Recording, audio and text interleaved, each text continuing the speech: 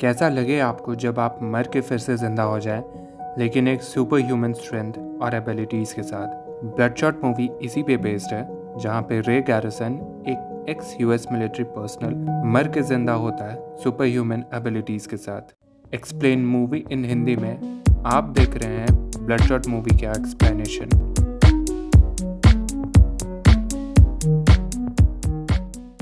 Movie की starting होती है एक काउंटर ऑपरेशन के साथ, जहां रे एक आदमी को कुछ टेररिस्ट से बचा रहा होता है। उस आदमी को सेव कर लेने के बाद रे वापस यूएस लौट आता है अपनी वाइफ के पास। सुबह मॉर्निंग में जब वो उठता है तो उसे एक नोट मिलता है उसकी वाइफ की तरफ से, जहां उस पर लिखा होता है कि वो आ रही है थोड़े शॉपिंग करके। रे वॉशरूम जाता है, लेकिन बाहर उसे कुछ हलचल सुनाई देता है। उसे लगा कि उसकी वाइफ होगी, लेकिन वहाँ पे कुछ नकाबपोश लोग रे को पकड़ने आए होते हैं। उनसे लड़के और बच के वो वहाँ से बाहर निकलता है दौड़ते हुए, बट बाहर जाते ही वो एक आदमी से टकरा के गिर जाता है। काफ़ी कोशिश करने के बाद भी वो उठ नहीं पाता है, क्योंकि जिस आदमी से वो टकराया होता है वो उसे एनेस्थीसिया का इंजेक्शन लगा देता है, जिससे वो बेहोश होकर वहीं पे गिरा रह जाता है। बेहोशी से उठने के बाद रे को वही आदमी उसके सामने नजर आता है मोम्बासा में हॉस्टेज रेस्क्यू के लिए उसे किसने मिशन पे रखा था और कौन उसे फंडिंग दिया था। रे को ये सब कुछ नहीं पता होता है, और वो उसे सब कुछ सच सच बताता है कि उसे ये सब नहीं पता है। लेकिन मार्टिन एक्स, जो रे को किडनैप किया होता है, वो रे की वाइफ को रे के सामने लेके आता है और उसे वहीं शूट करके मार देता है। दरअसल रे और रे की वाइफ को मार्टिन एक्स ही किडनैप किया होता है। रे उसे धमकाते हुए बोलता है कि तू मुझे भी मार दे, नहीं तो मैं तुझे जिंदा नहीं छोड़ूंगा, और मार्टिन रे को भी वहीं पे शूट करके ख़त्म कर देता है। रे की आंख खुलती है एक कंपाउंड में, जहाँ पे उसे डॉक्टर एमिल और केटी मिलते हैं। वो दोनों उसे ये बताते हैं कि तुम हमारी एक्सपेरिमेंट के मिरेकल हो, क्योंकि हमने तुम्हें फिर से ज़िंदा किया है। रे थोड़ा डाउटफुल होकर ये कहता है कि ऐसा पॉसिबल ही नहीं है, क्योंकि अगर मैं मरा होता तो मेरी बॉडी को क्लेम करने कोई ना कोई ज़रूर आता। केटी उसे बताती है कि जिनकी बॉडी को क्लेम करने कोई नहीं आता है हम यूएस मिलिट्री से ले लेते। रे ये मानने के लिए रेडी नहीं होता है, लेकिन केटी और डॉक्टर एमिल दोनों के समझाने के बाद वो थोड़ा शांत रहता है। डॉक्टर एमिल रे को अपने लैब में लेके जाता है, जहाँ पे वो अपने एक्सपेरिमेंट के सक्सेसफुल होने के बाद की खूबियाँ रे को बता रहा होता है। डॉक्टर एमिल पहले तो रे को अपनी सारी फैसिलिटीज़ से इंट्रोड्यूस करवाता है, फिर उसके बाद उसके हाथ पे एक कट लगाता है जिससे रे को दर्द होता है, लेकिन वो ये नोटिस करता है कि उसका घाव बहुत जल्दी भरते जा रहा था, मतलब विद इन ए सेकेंड में। डॉक्टर से पूछने पे उसे पता चलता है कि उसकी बॉडी में नैनाइट्स हैं। रे कंफ्यूज होके बोलता है कि क्या ये मेरे ब्लड में है। आंसर करती है उसके क्वेश्चन को कि यही तुम्हारे ब्लड। डॉक्टर रे को ये भी बताता है कि इससे तुम्हारी बॉडी में सेरेब्रल और मस्कुलर कैपेसिटी इंक्रीज हो गई है, मतलब तुम अब एक सुपर ह्यूमन स्ट्रेंथ को पोजेस कर। डॉक्टर और केटी रे को उसकी बाकी टीम से मिलाते हैं, जहाँ पे उसे केटी, मार्कस और जिमी के बारे में पता चलता है। केटी एक एक्स मरीन और बहुत अच्छी स्विमर होती है, लेकिन किन्हीं कारण की वजह से उसके लंग्स खराब हो जाते हैं। बट डॉक्टर एमिल उसे एक मैकेनिकल रेस्पिरेटर देता है, जिसकी वजह से वो और ज़्यादा देर तक बिना सांस लिए भी किसी भी फाइट में आराम से उतर सकती थी। मार्कस एक मार्क्समैन होता है, या यूँ कह लें स्नाइपर चलाने वाला। इराक में मोर्टार ब्लास्ट की वजह से उसकी आंख खराब हो जाती है, और इसीलिए डॉक्टर एमिल के यहाँ उसे एक मैकेनिकल आई मिलता है, जो काफ़ी फंक्शनल और इफेक्टिव होता है ह्यूमन आई के कंपैरिजन में, क्योंकि उसमें बहुत सारे HD कैमरा लगे हुए, जिससे वो हर कुछ आराम से ईजिली एनालाइज कर सकता था। जिमी अपने पैर अफगानिस्तान में तालिबान से लड़ते हुए खोता है। बदले में डॉक्टर के यहाँ उसे मैकेनिकल पैर मिलते हैं, जो ह्यूमन लेग से काफ़ी स्ट्रॉन्ग, एजाइल और फ्लेक्सिबिलिटी प्रोवाइड करते थे जिमी को। रे इन सबसे मिलने के बाद अपने रूम में जाता है थोड़ा सोने के लिए। दरअसल जब से वो उठा होता है उसे कुछ याद नहीं होता है अपने बारे में, तो इसीलिए वो शांति से बैठ के याद करने की कोशिश करता है। जब वो सोता है तो उसे कुछ विजन आता है, जिससे वो दीवार को बहुत ज़ोर से मारता है और दीवार टूट जाता है उसकी वजह से। वो ये देख के अपनी स्ट्रेंथ को ट्राई करने की कोशिश करता है ट्रेनिंग रूम में, जहाँ पे वो दीवारों पे बॉक्सिंग करना और बहुत भारी भारी वेट लिफ्टिंग करता है अपने सिर्फ एक हाथ से। इतना करने के बाद वो स्विमिंग पूल के पास जाके बैठा होता है और अपने बारे में याद करने की कोशिश करता है। तभी केटी स्विमिंग पूल में कूद के मार्शल आर्ट परफॉर्म करती है और उसे ऐसा करते देख रे देख लेता है। केटी और रे में काफ़ी बातें होती हैं। वो दोनों एक रूम में ड्रिंक करने जाते हैं। ड्रिंक करते करते रे को वही म्यूज़िक सुनाई देता है जिसमें मार्टिन एक्स डांस करते करते उसकी वाइफ को गोली मारा होता है। उसे सब कुछ धीरे धीरे याद आना स्टार्ट होता है और वो पागलों की तरह ज़ोर ज़ोर से बोलना और हाथ पैर चलाना स्टार्ट करता है। केटी उसको समझाने की बहुत कोशिश करती है मगर वो एक नहीं सुनता और मार्टिन एक्स को मारने के लिए निकल जाता है। डॉक्टर उससे पूछता है कहाँ जा रहे हो। रे कहता है जिसने मेरी वाइफ को मारा है उसे मारने। डॉक्टर उससे फिर पूछता है कौन। रे कहता है मार्टिन एक्स। डॉक्टर बहुत समझाने की कोशिश करता है मगर रे एक नहीं सुनता।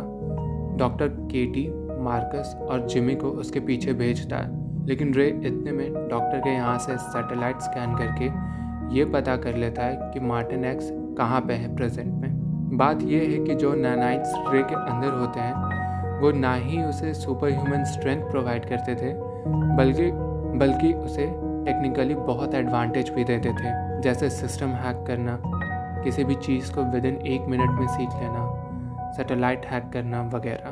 तभी तो रे एक प्राइवेट प्लेन को उड़ा ले जाता है जबकि उसे तो प्लेन चलाना भी नहीं आता था। वो प्लेन उड़ाना विद इन 1 सेकंड में सीख जाता है नैनाइट्स की वजह से। फिर वो सीधा बर्लिन जाता है जहाँ मार्टिन होता है। पूरी सिक्योरिटी लेके मार्टिन वहाँ से भाग रहा था बट रे क्या करता है कि वो पूरी टनल को ब्लॉक कर देता है और मार्टिन को टनल में ही रोक देता है। मार्टिन के बॉडीगार्ड्स उसे शूट करना स्टार्ट करते हैं लेकिन रे को कुछ भी नहीं होता। उसका स्किन जो गोली लगने की वजह से डैमेज हो रहा था वो नैनाइट की वजह से कुछ ही सेकंड्स में ठीक भी होते जा रहा था। मतलब उस पर किसी चीज़ का कोई असर नहीं हो सकता था। एक बॉडीगार्ड तो रे पे ग्रेनेड दे मारता है लेकिन रे को एक खरोच तक नहीं आती है नैनाइट्स की वजह से। फाइनली वो मार्टिन के कार के पास आता है और उसे शूट करता है लेकिन कार बुलेट प्रूफ होने की वजह से मार्टिन को कुछ नहीं होता। मार्टिन रे से बहुत डरा हुआ होता है। वो बार बार रे से कहता है कि मैंने कुछ नहीं किया है लेकिन उसकी कार का दरवाज़ा बॉम्ब से उड़ा के रे उसे फाइनली शूट करके मार देता है। यहाँ केटी, मार्कस और जिमी उसे लेने आ चुके होते हैं और जिमी रे की कार जला के सारे सबूत मिटा देता है। रे केटी से बोलता है कि इससे मेरी वाइफ तो वापस नहीं आएगी बट अब सब खत्म हो गया है, मेरा काम हो गया है। केटी भी बोलती है उससे हाँ मेरा भी। रे उसकी ये बात समझ नहीं पाता और वो चारों डॉक्टर एमिल के पास वापस आ जाते। रे अपने नैनाइट्स चार्ज करने के लिए अपने लैब में जाके लेटा होता है जहाँ पे जिमी आता है। रे जिमी को देख के उठने लगता है बट जिमी सिस्टम पे बटन दबा के उसे फिर से ज़बरदस्ती लेटा देता है। इस सिचुएशन में रे ना ही हिल सकता था और ना ही बोल सकता था और यहाँ पे होता है मूवी का क्लाइमैक्स। जिमी रे को पहले तो बहुत बुरा भला बोलता है लेकिन फिर वो रे की वाइफ का नाम लेके जो कि जिना होता है वो लेके जिमी रे को ये बोलता है कि क्या तुम्हें सही में लगता है कि वो मर चुकी है, वो भी हर एक टाइम। तुम बस एक रिवेंज मशीन हो, इससे ज़्यादा कुछ नहीं। और इतना कह के वो एक बटन प्रेस करता है जिससे रे की जितनी यादें होती हैं वो सारी ख़त्म हो जाती हैं और वो रिबूट पे चला जाता है। इससे वो हर एक इंसिडेंट भूल जाता है जो अपने वो पास्ट में किया होता है। वो ये तक भूल जाता है कि उसने अभी अपने वाइफ के किलर को मारा है। डॉक्टर एमिल अपने ऑफिस से खड़े होकर रे को देखता है और फिर हमें यहाँ पे पता चलता है कि क्यों जिमी रे को रिवेंज मशीन कह रहा था। दरअसल डॉक्टर रे के दिमाग से खेल रहा था।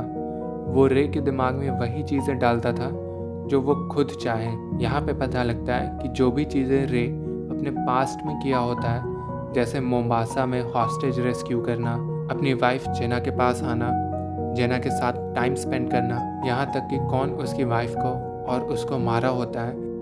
स्टार्टिंग में तो रे को यही लगता है कि उसकी वाइफ को मार्टिन एक्स मारा है बट इस बार डॉक्टर एमिल उसके दिमाग में ये इनपुट डालता है कि उसकी वाइफ उसका एक पार्टनर निक बैरिस मारा है।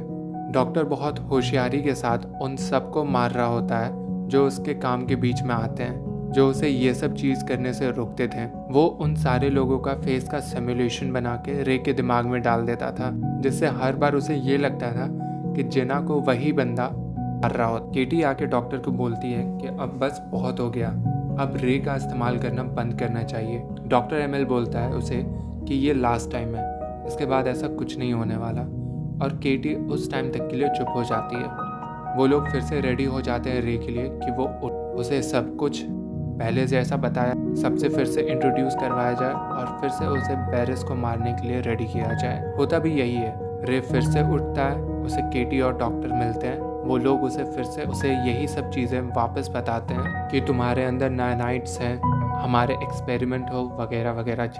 सब लोगों से अगेन उसे मिलाया जाता है और देन केटी उसे ड्रिंक करने एक रूम में लेके जाता है। उसे वो सॉन्ग सुनाई देता है जिसमें वो इमेजिन करता है कि मेरी वाइफ को मारा गया है, और इस बार उसे ये लगता है कि बैरिस ने उसकी वाइफ को मारा है। वो बैरिस को मारने निकल जाता है। डॉक्टर फिर से उससे पूछता है कि कहाँ जा रहे हो, तो रे कहता है बैरिस को मारने, क्योंकि उसी ने मेरी वाइफ जेना को मारा है। ये सब का सब डॉक्टर एमिल और उसकी टीम का किया हुआ होता है। तभी तो उसे ये लग रहा था कि इस बार बैरिस ही मेरी बीवी का कातिल है। रे बैरिस के घर पहुंचता है, मगर बैरिस भी पूरी तरह से रेडी होता है अपने बॉडीगार्ड्स के साथ। ये सब मूवमेंट्स को डॉक्टर एमिल सैटेलाइट से देख रहा था। रे यहाँ चालाकी करता है, वो बैरिस तक पहुँचने के लिए उसके बॉडीगार्ड्स को अपने आप को शूट करने देता है, ताकि उन लोगों को लगे कि वो मारा गया है और वो आसानी से उसे बैरिस के पास लेके आ जाए, यानी वो उसके घर में आराम से एंट्री कर जाए। बैरिस के बॉडीगार्ड से शूट होने के बाद वो गिर जाता है और उसको उठा के अंदर लाया जाता है घर में। अंदर आते के साथ रे सबको मारना स्टार्ट कर देता है, जिससे बैरिस और उसके बॉडीगार्ड्स में डर का माहौल बन जाता है। बैरिस रे को रोकने के लिए अपने एक टेक्नीशियन और हैकर को बुलाता है, जिसका नाम विल्फ्रेड वीगन्स है। वीगन बहुत बड़ा टेकी होता है और उसको डॉक्टर एमिल के यहाँ काम करने वाला एरिक भी जानता था। एरिक डॉक्टर को ये बताता है कि विल्सन मुझसे भी ज़्यादा तेज़ है और वो टेक्नोलॉजी में सबसे बेस्ट है।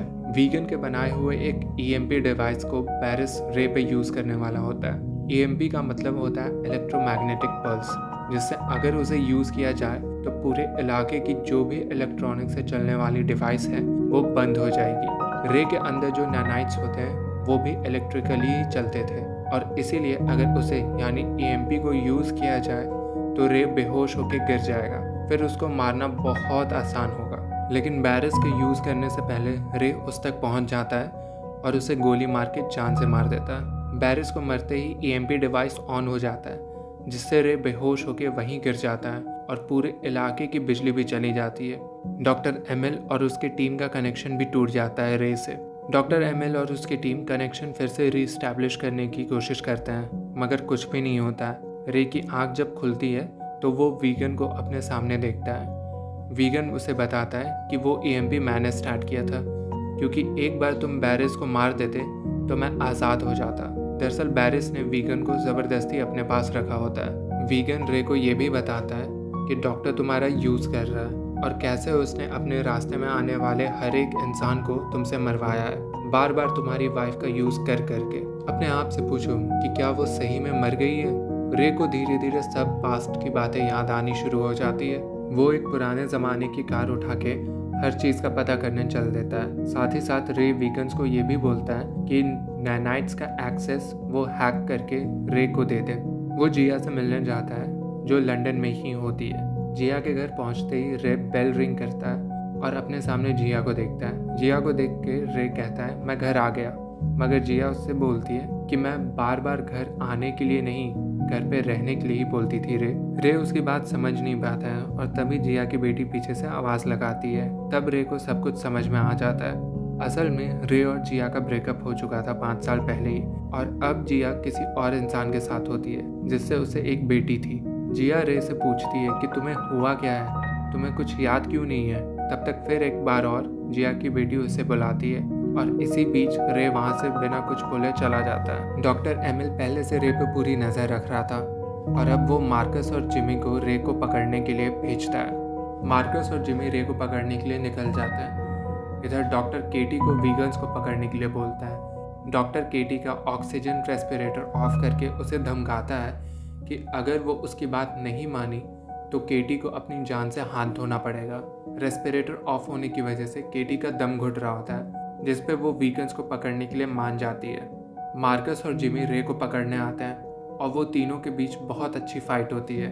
रे दोनों से बच के भाग, मगर मार्कस के आर्टिफिशियल आंख रे को ड्रोन की मदद से ट्रैक कर रहे थे। मार्कस जिमी को इन्फॉर्म कर रहा होता है कि रे की मूवमेंट क्या है और वो कहाँ कहाँ जा रहा है, और वो जिमी को बता रहा था कि कौन से रास्ते से मुड़ना है और रे को पकड़ना है। जिमी फाइनली रे को पकड़ लेता है और दोनों के बीच अच्छा एक्शन होता है जिसमें जिमी अपने लेग्स खो देता है। मार्कस फौरन वहां आके रे को एक इंजेक्शन इंजेक्ट करता है जिससे डॉक्टर की टीम रे को शट डाउन कर देती है। वहीं दूसरी तरफ केटी विगन्स को पकड़ने के लिए वहां पे जाती है और उसे अपनी खूबसूरती से अट्रैक्ट करती है और उसे बेहोश करके उसके बॉडीगार्ड्स को मार के उसे किडनैप कर ले आती है। केटी, मार्कस और जिमी तीनों डॉक्टर एमिल के हेडक्वार्टर में आते हैं। रे भी यहाँ होता है जिससे डॉक्टर बात करता है और उसे समझाने की कोशिश करता है, मगर रे उससे ये कहता है कि तुमने मेरा इस्तेमाल किया है, मैं कोई रिवेंज मशीन नहीं हूँ। डॉक्टर बोलता है उससे कि तुम्हें ये काम पसंद है, मगर रे किसने कहा कि मुझे ये काम पसंद है। रे डॉक्टर को धमकाते हुए उसे जान से मारने की धमकी देता है, तो डॉक्टर फौरन वो सिमुलेशन बंद करके रे को मारने का डिसाइड कर लेता है। केटी को इस बात की खबर लगते ही वो वीगन को कांटेक्ट करती है। केटी जब वीगन को किडनैप की थी तो उसे डॉक्टर के पास लेके आने की जगह उसे एक वैन में रखती है जहाँ पे वीगन सेफ रहे और केटी और रे को पीछे से बैकअप प्रोवाइड कर सके, उनकी मदद कर पाए जब वो दोनों मुसीबत में रहें। डॉक्टर को केटी ये बताती है कि वीगन्स भाग गया, तो इसीलिए डॉक्टर रे का फिर से एक बार यूज़ करने वाला था। वो पूरी चीज़ फिर से शुरू उसके मोम्बासा के ऑपरेशन से लेके प्रेजेंट डे। केटी ये करने से डॉक्टर को रोकती है, मगर डॉक्टर उसकी बात नहीं मानता। केटी एक डिवाइस की मदद से जो वीगन उसे दिया होता है उससे वो रे के दिमाग में एंटर कर जाती है, जहाँ पे रे उसे देख के कंफ्यूज हो जाता है और वो फिर से उसे सब कुछ याद आने लगता है। डॉक्टर ये देख के केटी को रोकने की कोशिश करता है, लेकिन तभी केटी पूरे सर्वर का एक्सेस वीगन को केटी और वीगन पूरे सर्वर को हैक कर लेते हैं। डॉक्टर ये देख के बहुत गुस्सा होता है और वो केटी का रेस्पिरेटर ऑफ कर देता है, लेकिन वीगन की वजह से वो वीगन एक्सेस डिनाई कर देता है उस रेस्पिरेटर का। उधर रे अब फाइनली फिर से जग गया होता है और वो डॉक्टर को मारने चल देता है। रे को मारने के लिए डॉक्टर जिमी और मार्कस को फिर से भेजता है और खुद हेडक्वार्टर से भागना शुरू कर देता है। जिमी इस बार पूरी तरह रेडी रहता है, उसने तो अब आर्टिफिशियल हाथ भी रेडी और अब दोनों रे के पीछे पड़ जाते हैं। रे और जिमी में बहुत फाइट होती है स्टार्टिंग में, जहाँ पे रे जिमी को धक्का देके लिफ्ट पीछे से मार्कस भी कूदता है रे के ऊपर और दोनों मिल के रे को मारना स्टार्ट करते हैं। फाइट के बीच में रे ऊपर से नीचे गिरता है लिफ्ट पे और जिमी और मार्कस ये सोचते हैं कि वो मर गया, लेकिन तभी वो लिफ्ट ऊपर चली जाती है। जिमी उसको ऊपर जाते देखता है तो उसके पीछे वो ऊपर चढ़ना स्टार्ट करता और रे ऊपर से कूदता है जिमी पे। जिमी उसे धक्का मार के नीचे गिराता है, जिससे रे वहीं लिफ्ट पे गिरता है जिस पे मार्कस खड़ा था। रे के गिरने की वजह से लिफ्ट टूटता है और दोनों यानी मार्कस और रे गिरना स्टार्ट कर जाते हैं। वो दोनों अपने आप को बचाने की कोशिश करते हैं। जिमी से मार्कस हेल्प मांगता है, लेकिन वो उल्टा लिफ्ट का रोप काट के मार्कस को नीचे गिरा देता है। जिमी दूसरा रोप काटने वाला होता है कि रे तुरंत जैसे तैसे ऊपर चढ़ता है और जिमी को खींचते हुए अपने साथ लेके गिरना स्टार्ट कर देता है। रे के नैनाइट सुपर मोड में और रे जिमी के दोनों मेटालिक हाथ को तोड़ देते, दोनों ऊपर से नीचे गिरते हैं। रे के गिरने की वजह से एक बॉम्ब ब्लास्ट जैसी आवाज आती है। केटी वीगन से पूछती है कि ये क्या हुआ, ये बॉम्ब जैसी आवाज क्या थी। वीगन केटी को बताता है कि रे के नैनाइट्स बहुत एक्सट्रीम लेवल पे चले गए हैं। रे उठता है और डॉक्टर को भागने से रोकता है। डॉक्टर रे से ये बोलता है कि मैं हर चीज फिर से बना सकता हूँ, और मैं तुम्हें इतना बोलते ही डॉक्टर रे पे ग्रेनेड गन से हमला करता है, जिसको रोकने की वजह से नैनाइट्स लेवल गिरना स्टार्ट हो जाते हैं। रे में नैनाइट्स की एनर्जी गिर के 0% पे आ जाती है और वीगन्स केटी को ये बताता है कि अब हम रे को नहीं बचा पाएंगे। डॉक्टर के हाथ में जो स्क्रीन लगा होता है उसमें भी उसे नैनाइट्स के लेवल दिखते हैं, जिसको देख के डॉक्टर फिर से एक लास्ट ग्रेनेड रे पे यूज करता है, लेकिन नैनाइट समहाउ रे को प्रोटेक्ट करते हुए ग्रेनेड को फटने से वहीं पे रोक लेते हैं और रे हाफ कुक ग्रेनेड को लेके डॉक्टर के पास पहुंचता है और कहता है कि मैंने कहा कि मैं तुम्हें रोकूंगा, और ग्रेनेड तभी ब्लास्ट हो जाता है। बाद में वीगन्स रे को बचाते हुए फिर से एक बार जिंदा करता है और रे उसे थैंक्स कह के केटी के बारे में पूछता है, जहाँ पे केटी वैन के बाहर रे का इंतजार कर रही होती है। सनसेट को एंजॉय करते हैं और फिर अपने अपने रास्ते वो चल देते हैं। और इस तरह रे, केटी और वीगन्स अपनी जिंदगी अपने अकॉर्डिंग जीना